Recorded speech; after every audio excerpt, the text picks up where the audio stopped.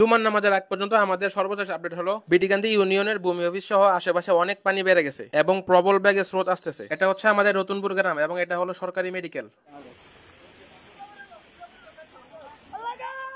মামা পিটু করবেন এই যে গাদা গেছে ব্যাঙ্গে সাকে দিকে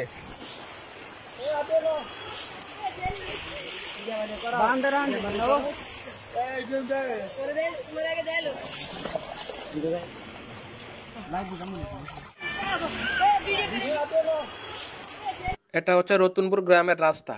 গতকাল বিকালে এটাকে কেটে দেওয়া হয়েছে যেন সম্পূর্ণ রাস্তাটি ভেঙে না যায়।